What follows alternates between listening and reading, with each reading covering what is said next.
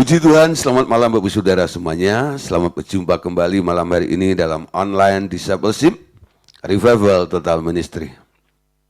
Oke, malam hari ini kita akan membahas tentang tema yaitu baptisan. Nah, Saudara, bicara tentang baptisan, ini adalah sebuah pengajaran atau pelajaran dasar, pelajaran dasar. Coba kita lihat slide kita pada malam hari ini ya, sama-sama kita akan belajar tentang baptisan pada malam hari ini. Oke, baptisan ya. Nah, kita buka firman Tuhan dari kitab Ibrani pasal 6 ayat 1 dan ayat yang kedua. Ibrani pasal 6 ayat 1 dan ayat yang kedua. Baca sama-sama ya.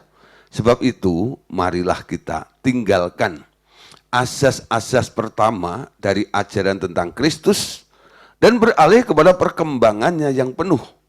Janganlah kita meletakkan lagi dasar pertobatan dari perbuatan-perbuatan yang sia-sia dan dasar kepercayaan kepada Allah, yaitu ajaran tentang pelbagai pembaptisan, penumpangan tangan, kebangkitan orang mati, dan hukuman kekal.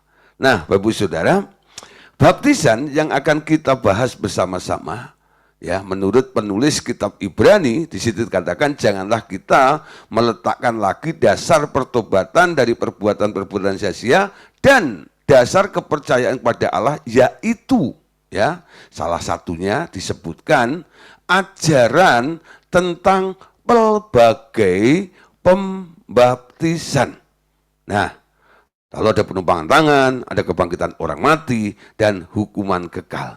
Di sini disebutkan tentang baptisan, pembaptisan, bukan hanya satu pelbagai. Artinya, saudara, ada macam-macam baptisan yang dirangkum atau ditulis di dalam Alkitab yang boleh kita pelajari dan kita ketahui serta kita alami di dalam kehidupan kita. Nah, kalau Anda membaca pamflet yang saya bagikan, di situ temanya saya tambahin yaitu 5 jenis baptisan. 5 jenis baptisan. Nah, ini sangat menarik sehingga ada beberapa orang mungkin terkejut sedikit, baptisan itu ternyata bukan hanya satu ada baptisan lain juga. Apa Makanya ada beberapa orang mulai hadir malam hari ini karena penasaran. Tapi saudara, kita tahu yang namanya baptisan itu sebenarnya adalah pelajaran dasar Nah, kita lanjutkan materi kita. Ajaran tentang berbagai macam pembaptisan termasuk salah satu asas-asas pertama atau asas-asas pokok dasar dari ajaran tentang Kristus. Di dalam Alkitab kita mengenal 5 macam baptisan. Ada baptisan Yohanes, ada baptisan kelahiran baru dan ada baptisan Roh Kudus, dan baptisan api, dan baptisan penderitaan. Masing-masing mempunyai arti dan fungsinya sendiri Jadi di sini disebutkan ditemukan atau ditulis di dalam Alkitab, kita mengenal ada 5 macam jenis baptisan Ada baptisan Yohanes, ada baptisan kelahiran baru, sebenarnya yang lebih tepat bukan kelahiran baru, yaitu kelahiran kembali Nah, kenapa?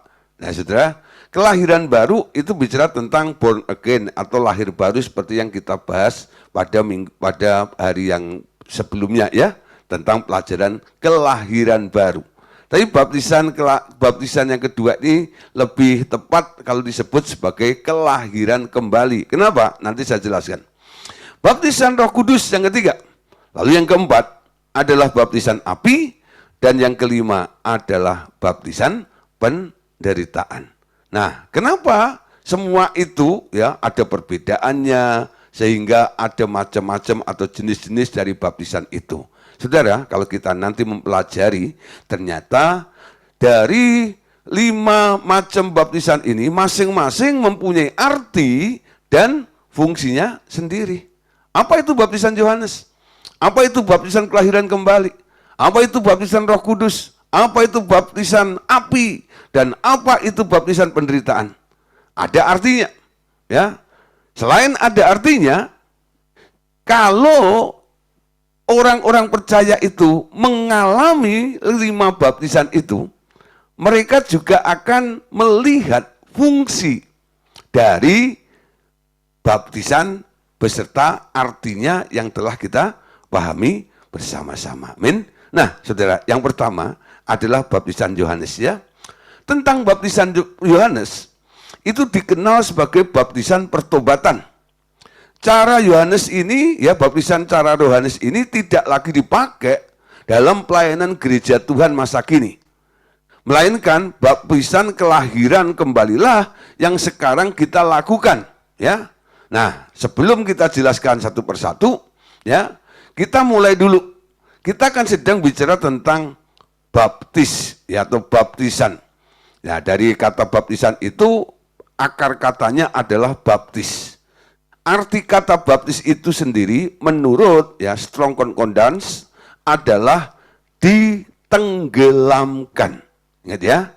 Jadi arti kata dari baptis itu ditenggelamkan.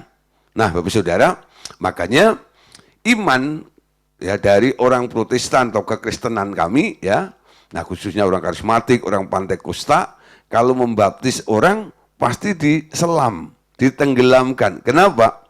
Karena kita mengacu pada arti kata baptis dari kata baptiso ya, yang artinya adalah ditenggelamkan. Yang kedua kita melihat ketika Tuhan Yesus dibaptis oleh Yohanes Pembaptis, dibaptisnya di mana? Di sungai, betul? Ya. Nah, kenapa harus di sungai? Cari air yang banyak, yang dalam supaya apa? Supaya orang itu bisa ditenggelamkan di situ. Ya, dalam sakramen atau upacara baptisan itu mereka cari tempat, ya, air yang banyak. Kalau cukup air sedikit aja nggak usah pergi ke sungai, bukan? Nggak usah pergi ke sungai. Cukup nih air dari gelas atau dari piring gitu, lalu kita ambil pakai tangan lalu dikepretin begitu, cukuplah seperti itu. Ya. Nah, kenapa Tuhan Yesus harus pergi ke Sungai Yordan? Untuk dibaptis.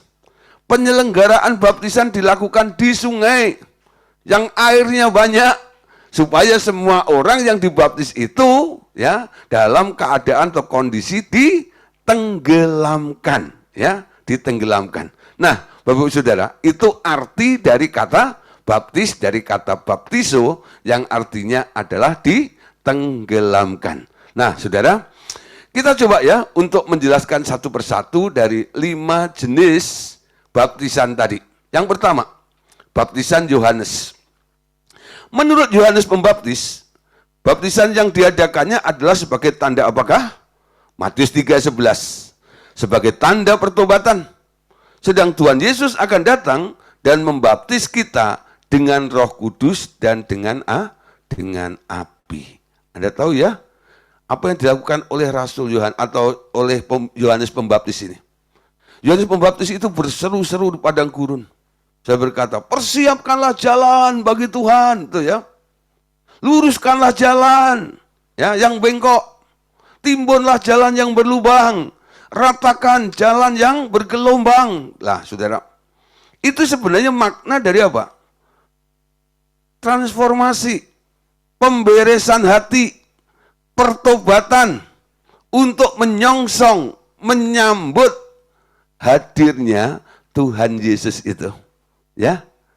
Makanya pelayanan Yohanes ini adalah pelayanan untuk menyerukan suara pertobatan.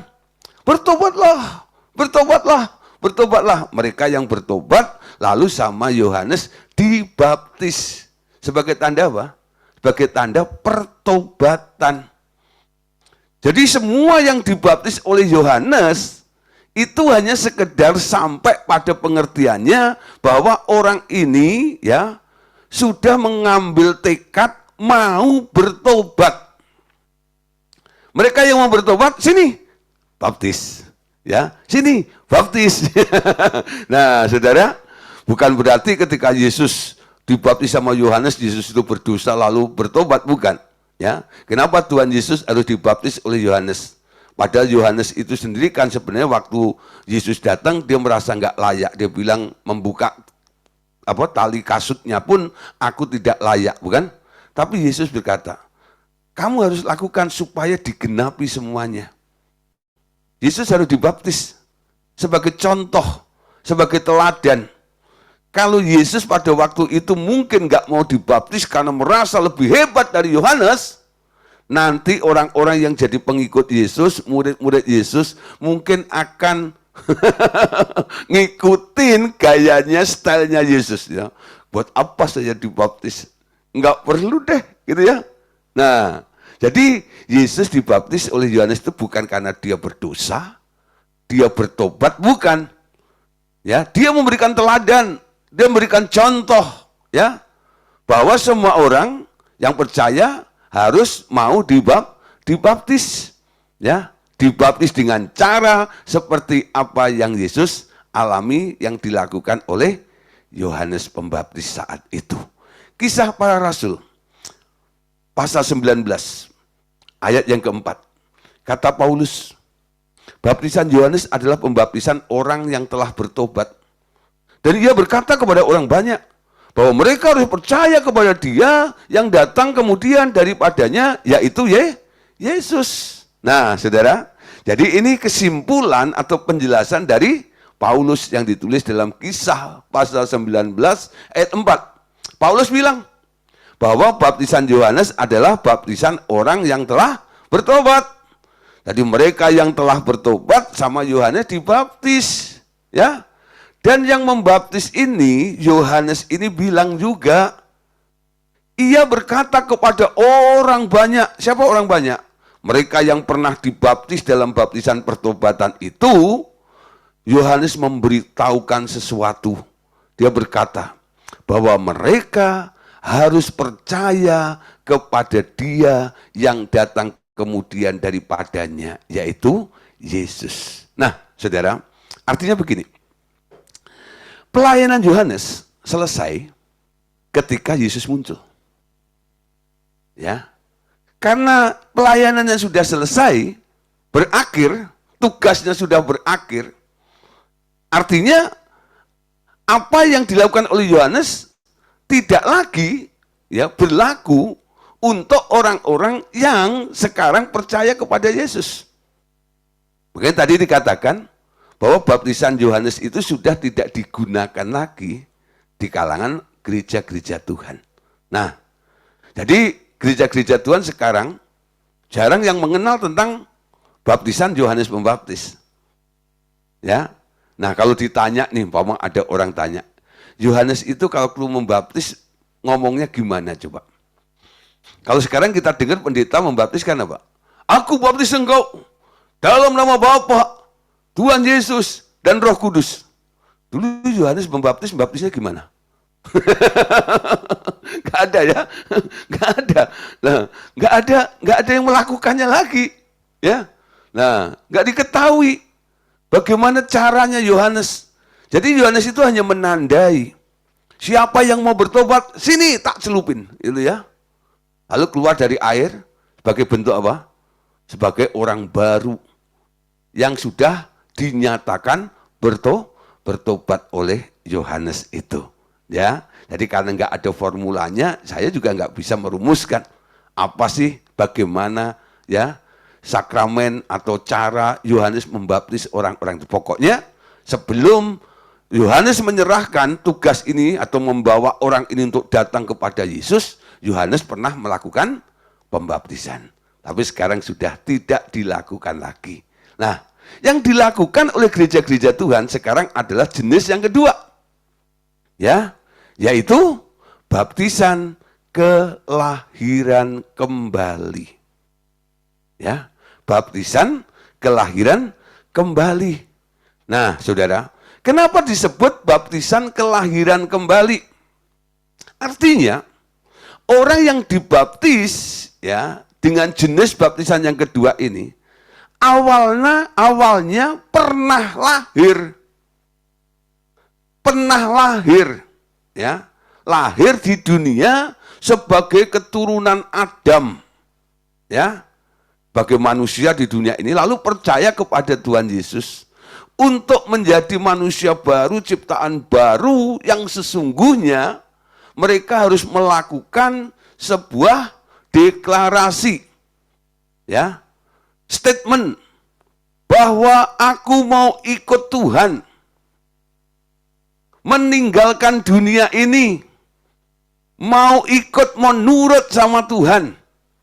Jadi orang baptis itu, orang baptis kelahiran kembali ini sebenarnya adalah sebuah tekad yang dibangun karena dia mau meninggalkan dunia, lalu ikut Tuhan, menjadi warga negara kerajaan surga. Ya, saudara, agar seseorang dapat beralih kewarganegaraan dari dunia dan memasuki kerajaan Allah, ia harus menanggalkan kewarganegaraan dunianya dengan jalan kematian di bumi. Tentu, tak seorang pun mau menjadi warga negara kerajaan Allah bila ia harus mati sebenar-benarnya di dunia ini. Nah, itu sebabnya Allah menugaskan Tuhan Yesus yang mati mewakili seluruh dunia ini agar yang percaya kepadanya dihisapkan kepada kematiannya. Ya. Nah, saudara, jadi persyaratan untuk seseorang itu bisa pindah ke warganegaraan, mereka harus mati. Coba saudara, kalau ada orang mau masuk surga, mau menjadi orang Kristen, lalu mendapatkan jaminan untuk bisa selamat, tapi dengan syarat, ya, harus mati, benar-benar mati gitu. Kira-kira ada nggak orang yang mau jadi orang Kristen nggak? Ya, Pak Yuel pengen, ya, pengen jadi warga negara surga, pengen itu ya, ikut Tuhan, lalu mau percaya, mau masuk surga, langsung ditembak atau digorok langsung mati, gitu. Kira-kira ada nggak orang yang mau jadi orang Kristen? Nggak ada. Nah, yang kedua, saudara, penginjil-penginjil atau hamba-hamba Tuhan yang menyebarkan ajaran ini, habis nginjilin bunuh orang, tangkap polisi. Betul nggak?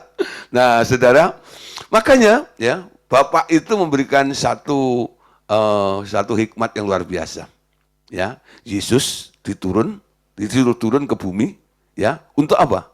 Untuk mati, mewakili seluruh dunia ini agar yang percaya kepadanya nantinya dihisapkan kepada kematiannya. Jadi supaya setiap orang yang percaya kepada Yesus itu punya pengertian baru. Jadi ketika Anda percaya Yesus, Anda sudah mati. Bingung ya? Bukankah ikut Yesus dapat hidup, Pak? Nah, itu lain hal nanti, saudara. Yang disebut hidup itu adalah kehidupan setelah kematian. Disebut hidup yang baru, ya, karena dibangkitkan bersama dengan Yesus untuk menjalani sebuah kehidupan yang baru. Tapi sebelumnya, ketika Anda percaya kepada Tuhan Yesus, Anda harus berpikir bahwa Anda sudah mati. Sehingga Anda bisa katakan, ku telah mati dan tinggalkan cara hidupku yang lama. Semuanya sia-sia dan tak berarti lagi. Amin. Ku telah mati. Siapa di sini sudah percaya Yesus? Siapa di sini sudah mati? Pak, saya masih hidup. Dadah. Siapa yang pernah berpikir seperti itu? Banyak orang Kristen nggak pernah diajar seperti ini. Jadi merasa dirinya nggak pernah mati. Ya, bagaimana Anda bisa dibangkitkan kalau Anda nggak mati, betul? biji gandum itu harus jatuh ke tanah dan mati, baru ada pertumbuhan, betul? Kehidupan yang baru. Banyak orang Kristen nggak mengalami sebuah kehidupan yang baru dalam kehidupannya. Kenapa? Nggak pernah mati. Nangkep, saudara? Nah, oleh karena itu, baptisan ini sebenarnya adalah upacara mematikan orang sebenarnya. Ya, saya sering nih kalau memberikan pengarahan kepada beberapa orang yang mau minta dibaptis. Oke, saya bilang. Kadang-kadang saya bilang untuk bisa dibaptis, ya, sediakan waktu, ya, 3 hari, ya, untuk ketemu dengan kami, ya, pelajaran 2 kali, ya, lalu hari ketiga kami lakukan pelayanan pelepasan inner healing, ya, melepaskan mereka dari semua ikatan-ikatan yang masih membelenggu dalam dirinya. Lalu kita sepakati nanti hari apa kita cari kolam renang, lalu kita baptisan di sana, ya. Nah, pada waktu pengarahan itu, saya beritahu kepada semua mereka yang akan dibaptis. Tahukah Anda? Ya, ketika Anda mau dibaptis, sebenarnya Anda sedang menyerahkan diri Anda ke tangan Al-Guju. Yang siap apa? Yang siap. Ya, jadi yang baptis itu sebenarnya yang cocok itu bukan orang Jawa. Nah, orang Jawa itu kan ngomongnya, iya lemes gitu ya. Harusnya orang Batak ya, kalau ngomong itu kan apa kenceng keras gitu ya. Nah, aku baptis engkau dalam nama Bapa, Tuhan Yesus dan Roh Kudus. Wah.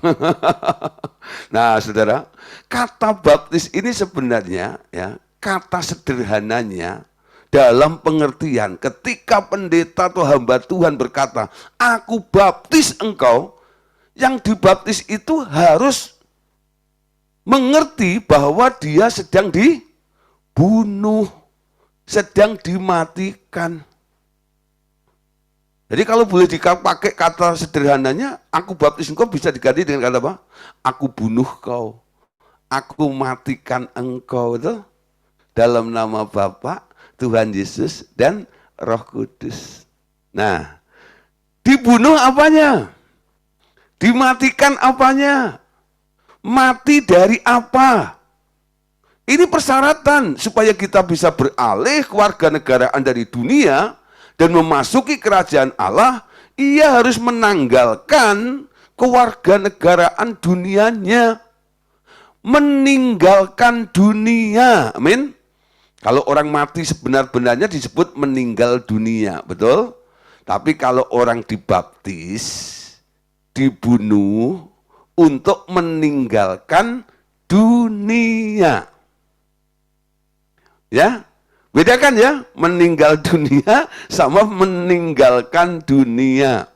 Meninggal dunia itu is dead, mati, ya, dan nggak bernafas, lalu dikubur, ya, di Pondok Rangun atau di Sandego. Wah, ya. Tapi meninggalkan dunia di sini dalam pengertian Anda keluar dari dunia ini untuk masuk dalam tempat yang baru yang disebut kerajaan Allah atau kerajaan surga. Jadi dibaptis itu diapain? Dibunuh. Ya.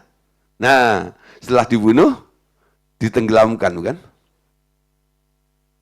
Nggak lama sih. Nggak sampai 1 menit. Itu artinya dikubur. Kalau orangnya masih hidup dikubur, teriak-teriak. Itu enggak ya? Berontak. Nah, dikubur. Apanya yang dikubur? Semua masa lalunya. Sejarah masa lalunya. Manusia lamanya. Dikubur semuanya. Di sana ini. Lalu setelah itu diangkat keluar dari air. Pendetanya bilang apa? Aku bangkitkan engkau bersama dengan Yesus. Sekarang engkau menjadi manusia baru, ciptaan baru di dalam Tuhan Yesus dan menjadi warga negara kerajaan surga. Amin. Nah, itu yang bisa kami lakukan. Aku baptis engkau dalam nama Bapa, Tuhan dan Roh Kudus. Dan aku kuburkan engkau. Aku bangkitkan engkau bersama dengan Yesus. Jadi kalau baptisnya ditenggelamkan, enak membayangkannya. Kapan Anda dibunuh, kapan Anda dimatikan untuk meninggalkan dunia ini, dan kapan Anda dikubur, ditenggelamkan, betul ya? Dan kapan Anda dibangkitkan, betul ya? Dibangkitkan bersama dengan Yesus. Sehingga Anda bisa punya pijakan. Aku pernah mati, aku pernah dikubur, semua pernah aku tinggalkan, betul ya? Aku taruh semua di sana, dan aku keluar dari tempat itu, nggak membawa masa lalu saya. Sekarang ku adalah ciptaan baru, betul? Apa yang baru? Hidup bersama Yesus itu loh. Tinggal di dalam kerajaan surga. Amin. Kita baca satu ayat. 1 Titus pasal 3 ayat yang kelima. Dia telah menyelamatkan kita, bukan karena perbuatan baik yang telah kita lakukan, tetapi karena rahmat-Nya oleh permandian kelahiran kembali, dan oleh pembaruan yang dikerjakan oleh Roh Kudus. Nah, saudara, koreksi tadi, bukan kelahiran baru, ini karena saya menemukan ayat ini. Ya. Dalam Titus 3:5 dikatakan dia telah menyelamatkan kita bukan karena perbuatan baik yang telah kita lakukan, tetapi karena rahmat-Nya oleh permandian atau baptisan. Baptisan apa? Kelahiran kembali. Dan oleh pembaruan yang dikerjakan oleh Roh Kudus. Pemandian kelahiran kembali. Dilahirkan kembali. Ya. Nah, saudara, kita diselamatkan tadi dikatakan. Bukan karena perbuatan baik, tapi karena pemandian, kelahiran kembali dan pembaruan yang dikerjakan oleh Roh Kudus di dalam diri kita. Dasar-dasar daripada baptisan. Biasanya dalam pengarahan saya ambil dari Roma pasal 6. Ayat 3 sampai ayat yang keempat. Perhatikan di sini, saudara. Polanya seperti ini. Bila seseorang dibaptis dalam Kristus, ya, itu berarti ia dibaptis dalam kematiannya. Amin. Jadi orang yang dibaptis itu berarti ia dihisapkan ke dalam kematiannya. Jadi mereka harus berpikir bahwa telah mati. Betul ya? Dibaptis dalam kematiannya. Dengan demikian, kita telah dikuburkan bersama dengan dia oleh baptisan dalam kematian. Supaya sama seperti Kristus telah dibangkitkan dari antara orang mati oleh kemuliaan Bapa. Demikian juga kita akan hidup dalam hidup yang baru. Amin. Ya. Jadi ada 3 hal tadi. Kematian, dikuburkan, dibangkitkan untuk apa? Mengalami hidup yang baru. Ya. Dibaptis dalam kematiannya. Dikuburkan bersama-sama dengan dia. Ya. Dibangkitkan dari orang mati, antara orang mati oleh kemuliaan Bapa itu menjadi mulia di dalam dia ini. Nah, saudara, jadi baptis ini sebenarnya adalah bentuk sebuah tekad atau komitmen Anda untuk Anda meninggalkan dunia dan mau ikut Tuhan. Ya, ikut Tuhan. Nah, saudara, ada orang tanya begini, ya. Pak, ya, apakah ya, orang yang nggak dibaptis itu tidak akan selamat? Eh? Apakah orang yang nggak dibaptis tidak selamat? Saudara, bedakan kelahiran baru sama baptisan kelahiran kembali. Kelahiran baru itu adalah ya satu sikap ketika Anda merespon, mendengar Yesus berdiri di muka pintu, dia ketok-ketok, dia ingin masuk, lalu Anda undang. Setelah Anda undang, dia Anda jadikan Tuhan atas hidupmu. Menerima Tuhan Yesus. Ya. Barang siapa berseru dan menerima Tuhan Yesus akan diselamatkan. Jadi orang selamat itu karena apa? Karena percaya. Karena percaya kepada Tuhan Yesus. Nah, kalau sudah percaya, kenapa mesti dibaptis? Saudara, baptisan itu adalah ya sebuah sarana untuk memelihara keselamatan Anda dan menumbuhkan apa yang telah Tuhan janjikan ya ketika orang lahir baru dimetrikan oleh Roh Kudus untuk menerima janji-janji Allah itu. Nah, itu kayak pupuknya.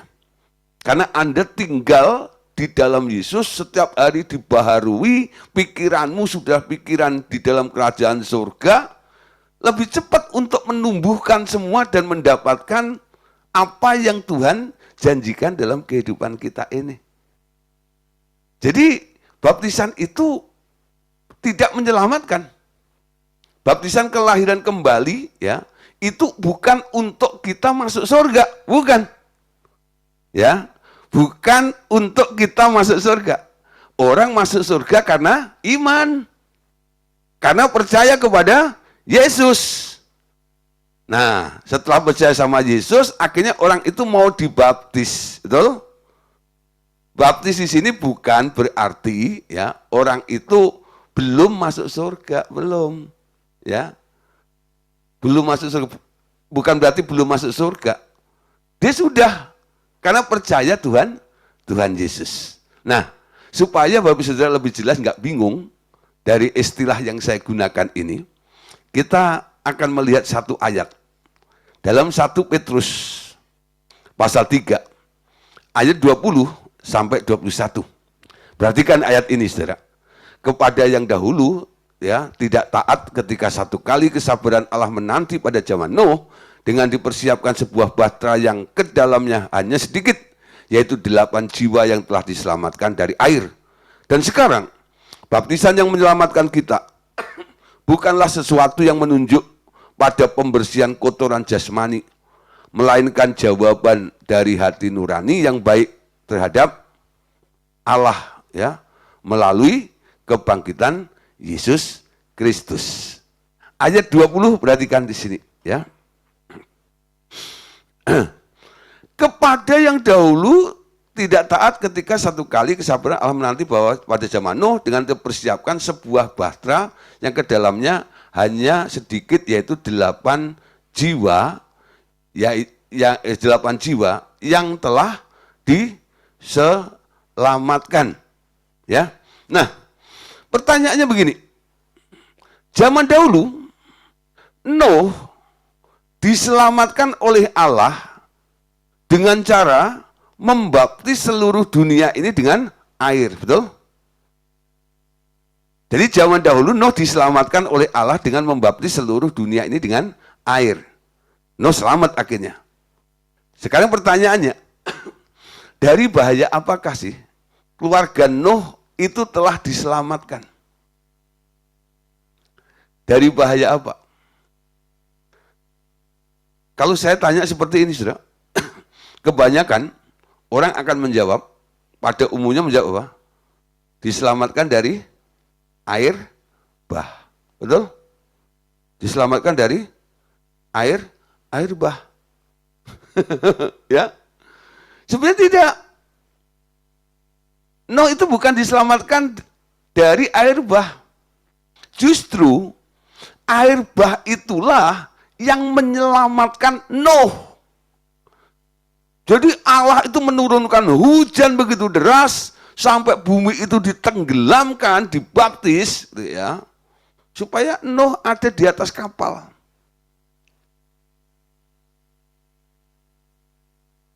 Jadi Nuh selamat dari apa? Nuh selamat dari apa? Ngapung di atas kapal itu selamat dari apa coba? Bukan selamat dari banjir, bukan. Banjir itu inisiatifnya Allah, betul? Selamat dari apa? Nah, ya, jawab aja yang benar gini, ya. Nuh, ya, diselamatkan dari bahaya kontaminasi dosa. Ketularan dosa. Dosanya siapa? Dosa orang-orang di sekitarnya Nuh itu loh.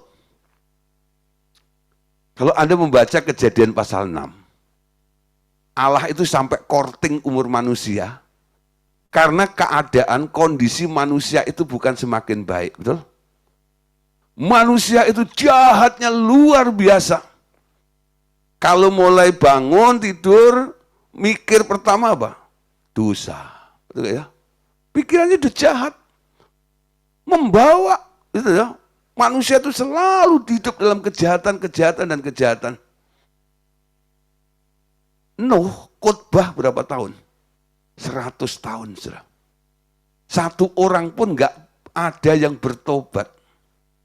Jadi setiap pukulan palu, ya, ketika Nuh buat bahtera itu, sebenarnya kalau bisa ya diterjemahkan, bunyi pukulan palunya Nuh itu bahwa dok, dok, dok, dok, bukan midok, dok, ya, dok, ya, dok, dok, ya. Itu bunyinya apa coba? Bertobatlah. Ya, sebab kerajaan surga sudah dekat. Kalau sekarang nih, ngajak orang untuk bertobat. 100 tahun bikin bahtera, ditanya orang, Nuh, ngapain lu? Bikin bahtera, untuk apa? Tuhan akan menghukum dunia ini dengan air bah. Ketawa mereka. Meremehkan, menghina si hamba Tuhan Nuh ini. Ya, bahkan mereka mengejek, mengganggu apa yang dikerjakan oleh Nuh itu. Sampai akhirnya saudara, waktunya tiba. Tuhan bilang sama Nuh, masuk ke dalam bahtera. Allah tutup bahtera itu dari luar. Allah curahkan hujan yang begitu deras, sampai akhirnya gunung-gunung pun tenggelam. Ya? Nah, Nuh terpisah. Dengan terpisahnya dari orang-orang jahat yang direndam di dalam air itu, Nuh sekarang diselamatkan. Selamat dari apa? Dari pengaruh kejahatan itu. Tapi Pak, kan nggak harus dimusnahkan pun, harusnya Nuh itu kan bisa bertahan.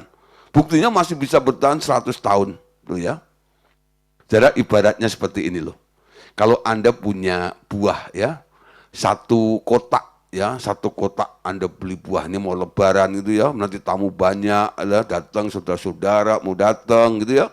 Lalu Anda beli buah, gitu ya, buah apel.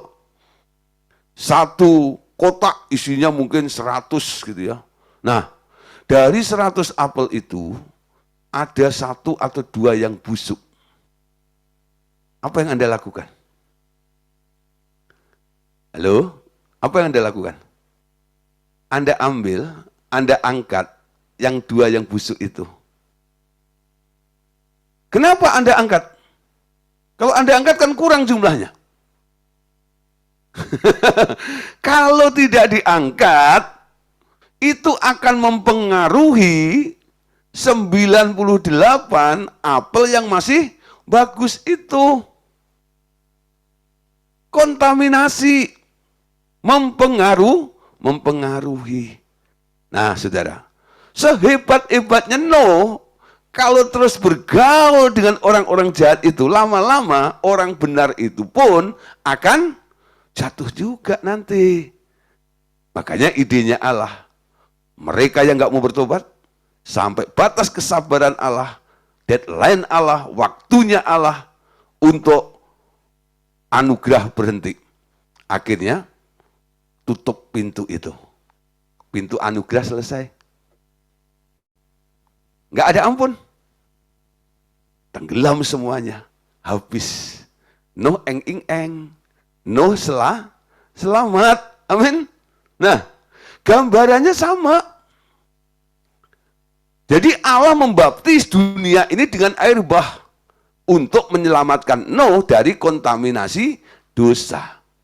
Jadi ketika kita dibaptis kelahiran kembali di selam itu, artinya sebenarnya Anda itu ya sedang diselamatkan dari apa? Ya, kalau Anda sekarang dibaptiskan menurut kiasan dari baptisan dunia pada zaman Nuh itu, sekarang Anda diselamatkan oleh apakah? Anda diselamatkan oleh kebangkitan Kristus. Betul? Dari bahaya apa? Dari bahaya kenajisan jasmani, kontaminasi lingkungan Anda. Nah, kalau Anda nggak dibaptis, Anda akan terkontaminasi. Orang yang terkontaminasi lama-lama imannya akan... Halo? Anda kan pernah percaya Yesus kan? Lahir baru, amin? Kalau Anda nggak dibaptis, dampaknya Anda akan kena kontaminasi. Kalau Anda terkontaminasi, Anda dipengaruhi, Anda terganggu, ya, apa yang terjadi? Imanmu akan goyah, imanmu akan kandas, membuat Anda akan berbalik dari percaya tidak percaya lagi kepada Tuhan. Nah, jadi orang dibaptis memang ada kata diselamatkan, tapi bukan selamat untuk masuk surga. Amin. Jangan salah memberitahu atau ngomong ke orang lain. Baptis supaya masuk surga ya. Siapa bilang? Enggak. Nangkap sudah maksud saya. Kalau Anda mau orang masuk surga, Anda ajak apa? Undang Yesus masuk ke dalam hati. Menurut Wahyu 3 ayat 20. Ada jaminan di situ. Tapi untuk menjaga kelahiran barunya, keselamatan yang sudah diberikan oleh Tuhan kepada orang itu harus dianjurkan untuk ambil komitmen meninggalkan dunia, mati bagi dunia, lalu hidup bagi Tuhan. Menjadi manusia baru, ciptaan baru. Dikuburkan dan dibangkitkan bersama dengan Yesus. Nah, dari sini sekarang kita tahu, kenapa orang Kristen harus dibaptis? Ya. Nah, jadi kali ini pertanyaannya gini. Menurut Anda, apa syarat agar seseorang dapat diselamatkan? Ya. Markus 16 ayat 15 sampai 16. Dan ia berkata kepada mereka, pergilah ke seluruh dunia dan beritakanlah Injil kepada semua ciptaan atau semua makhluk. Siapa yang sudah percaya dan sudah dibaptis akan diselamatkan. Tetapi siapa tidak percaya akan dihukum. Nah, saudara, ini kan amanat agung ya, sama dengan di Matius pasal 28. Pergilah ke seluruh dunia, beritakan Injil kepada segala makhluk.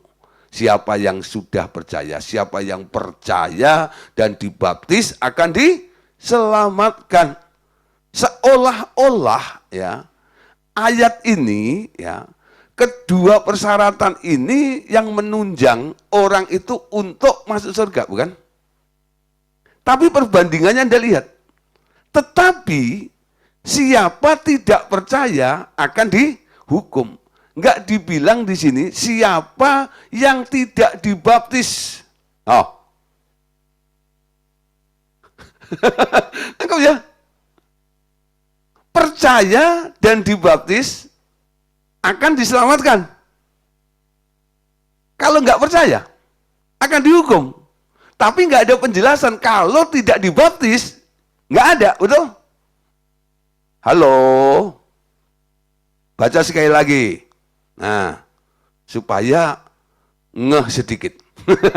Pergilah ke seluruh dunia dan beritakanlah Injil kepada semua ciptaan. Siapa yang sudah percaya dan sudah dibaptis akan diselamatkan. Perhatikan ya.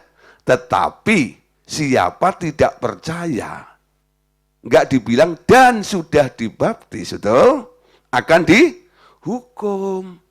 Jadi mereka dihukum karena tidak percaya.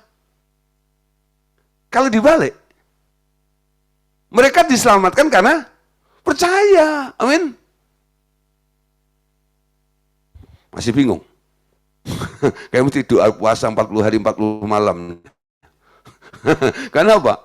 Ini konsepnya ya toh, sudah mengakar. Pokoknya baptis masuk surga. Hari ini ya toh, saya keluarkan Anda semuanya dari konsep pemikiran seperti itu. Yang membawa Anda masuk surga bukan baptis, tapi karena Anda percaya, mengundang Yesus masuk ke dalam hati. Baptisan itu memelihara keselamatanmu. Karena Anda bertekad untuk berkomitmen meninggalkan dunia dan mau ikut Tuhan. Gitu loh ceritanya. Kalau nggak ngerti ya sudah. Saya nggak ngerti harus jelasin gimana lagi.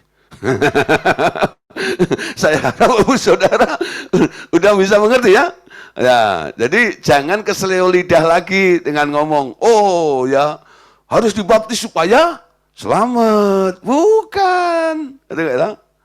Kalau toh ada kata selamat dalam baptisan, diselamatkan dari ketularan dosa. Amin. Makanya Anda dipindahkan ke dalam kerajaan anak-anaknya itu. Nah, kalau baptis itu persyaratan orang masuk surga, sekarang ada satu peristiwa. Ketika Yesus disalib, amin. Ada dua penjahat di sebelah kiri kanannya. Yang satu menghujat Yesus, yang satu bilang,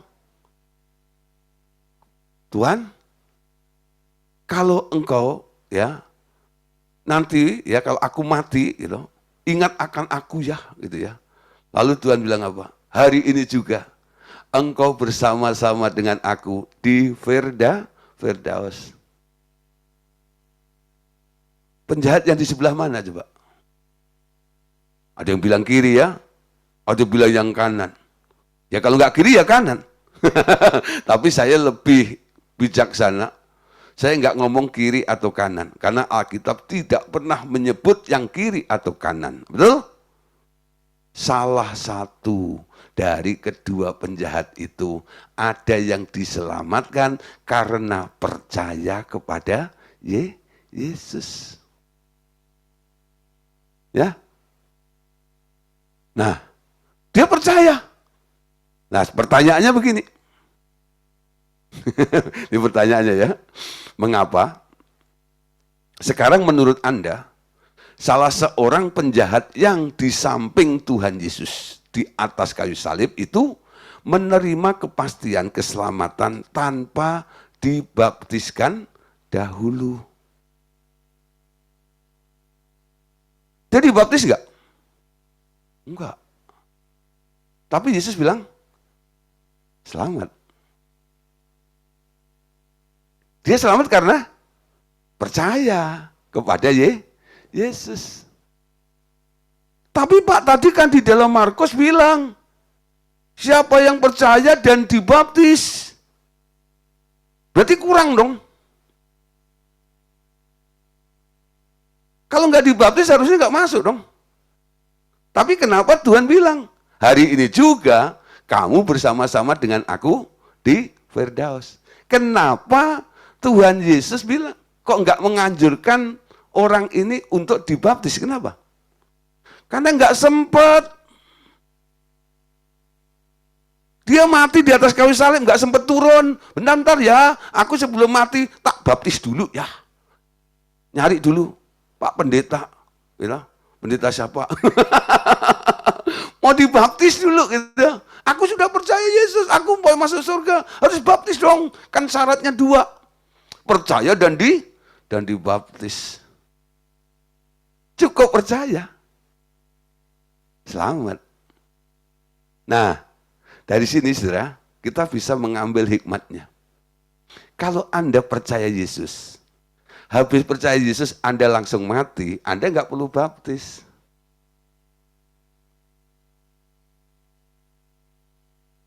Jadi saya banyak ya nginjilin orang di rumah sakit yang udah sekarat kadang-kadang gitu ya, udah mendekati ajalnya begitu. Lalu saya tawarkan Tuhan Yesus sebagai Tuhan dan Juru Selamat dalam dirinya. Dia terima Yesus sebagai Tuhan dan Juru Selamatnya.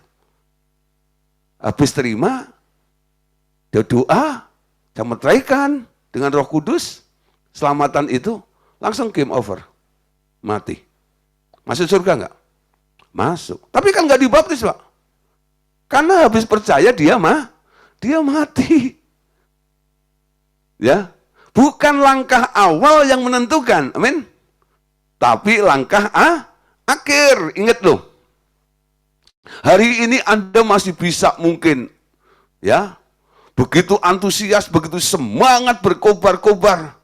Percaya pada Yesus itulah untungku. Ya, wah, masih luar biasa. Sekali Yesus, selamanya Yesus, ya. Kenapa? Dompetmu lagi tebel, enggak ya? Semua keadaan lagi baik-baik, semuanya semua baik, semua baik. Tapi saudara, kalau hidupmu lagi menghadapi masalah, Anda lagi mengalami guncangan yang luar biasa, apakah Anda masih bertahan? Nah, ya, bukan langkah awal yang menentukan, tapi langkah akhirnya. Jadi hari ini Anda bisa percaya, puji Tuhan, masih ada hal yang perlu Anda terus pertahankan. Kerjakan keselamatanmu itu dengan takut dan gentar. Supaya tidak kandas imanmu. Caranya gimana? Setiap orang yang habis percaya kepada Tuhan Yesus, anjurkan untuk dibaptis. Walaupun dibaptis itu bukan syarat untuk masuk surga. Tapi dengan Anda dibaptis, Anda diselamatkan dari pengaruh kontaminasi dosa sekitar Anda. Amin. Nah, oke, Lukas 23 ayat 43.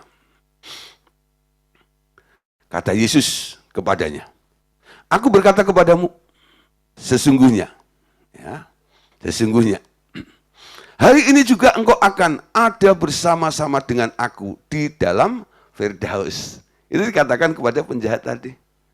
Nah, karena baptis adalah mati secara simbolik. Sedangkan ia sudah segera mati, ya, secara badani dan benar-benar dia sudah mati. Jadi saudara, malam hari ini kita belajar ya dari 5 jenis baptisan itu. Pertama, baptisan Yohanes. Gak perlu dijabarkan panjang lebar.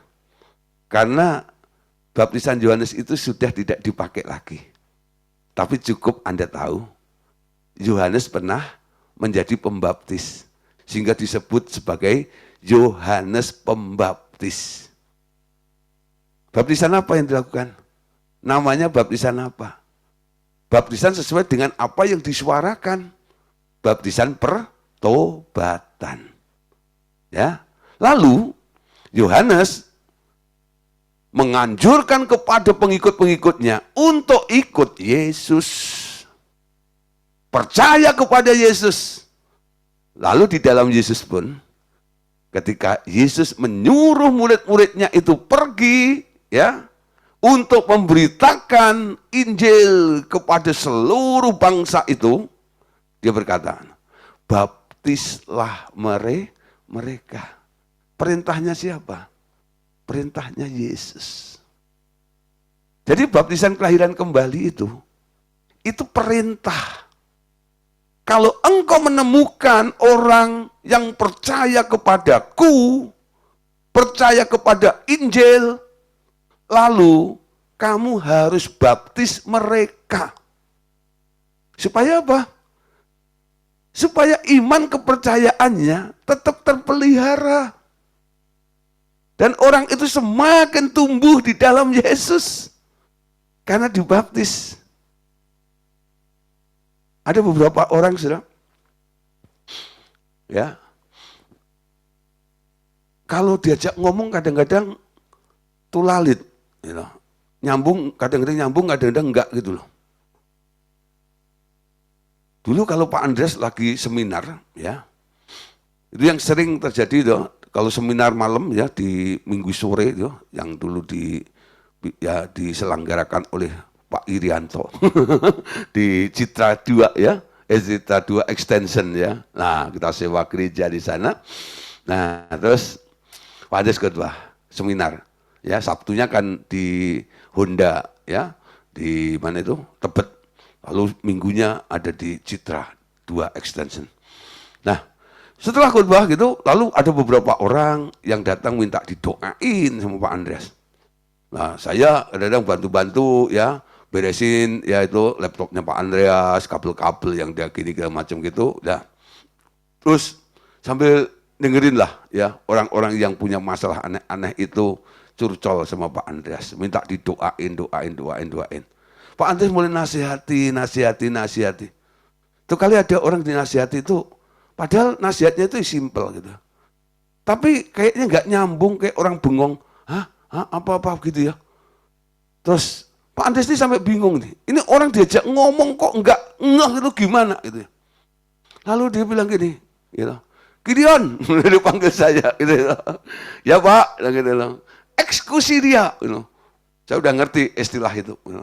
Apa itu eksekusi? Baptis dia. Ya. Nah, gitu loh. Kenapa? Gitu loh. Kenapa Pak? Gitu loh. Tulalit dibilang. Ini nggak nyambung, nggak connect, kadang-kadang seperti itu. Ya, apa yang saya lakukan? Saya janjian sama anak itu, sama orang tuanya, ya know? Oke, ya saya harus kasih pengarahan dulu 2-3 kali sampai saya melihat dia sudah mulai terbuka hatinya dan ngerti mau dibaptis, baru saya lakukan baptisan. Ya, nah akhirnya sudah saya baptis lah. Bulan berikutnya, ya dia datang lagi, sudah dibaptis. Datang lagi ke Pak Andreas. Saya ada di situ juga bantu-bantu Pak Andreas beresin kabel dan sebagainya itu. Saya perhatiin, ini orang yang sudah dulu tulalit, sudah saya baptis ini. Gimana nanti kalau ketemu Pak Andreas? Saya pengen tahu perubahannya. Apa itu jadi saudara? Diajak ngomong Pak Andreas tuh langsung nyambung saudara. Langsung nyambung. Dari situ langsung saya berpikir gini. Saya waktu pulang gitu ya, terus ketemu Pak Andreas di sekretariat tuh saya bilang gini, Pak, jadi orang itu kalau lagi tulalit nggak nyambung ya, error seperti itu, kalau dibaptis itu ibaratnya seperti komputer itu kalau nge-lag gitu ya. Apa yang kita lakukan? Di reset kadang-kadang, betul ya? Di reset. Baptis itu semacam reset ternyata. Dilepaskan dari semua ikatan ini dan itu, dioprek itu ya semuanya. Lalu dijadikan baru, diajak ngomong jadi enggak. Nah, tugas yang diberikan dalam amanat agung adalah beritakan Injil, baptis, dan ajar mereka. Kalau Anda mengajar seseorang dan orang itu nggak nangkep, nggak bisa ngerti, jangan terus diajar dulu. Percuma itu. Stop mengajar orang itu, baptis dulu, betul nggak ya? Nanti kalau sudah dibaptis biasanya dengar pemuritan begitu tuh beda dengan yang belum dibaptis. Beda gitu ya. Nah, nggak kayak benang ruwet itu Pak Gideon tuh ngomong apa gitu kalau macam gitu ya. Selalu bilang ini, wah puji Tuhan Pak, hari ini saya mendapatkan sesuatu yang baru. Pak, puji Tuhan, ada sesuatu yang mau saya tanyakan Pak itu. Wah, itu tandanya Anda itu connect. Yang diem terus, gitu. Ya saya percaya Anda setia gitu ya. Tapi connect atau enggak saya enggak ngerti keadaannya. Itu persoalannya. Saya kadang-kadang lebih seneng nih pada beberapa orang yang pengen tahu lebih lagi, pengen tahu lebih lagi, pengen ngerti lagi. Maka setelah selesai acara seperti ini, saya kasih waktu 1 jam untuk diskusi, untuk nanya apa yang belum ngerti, ya, supaya saya bisa mendeteksi. Anda itu perlu diriset lagi atau enggak gitu.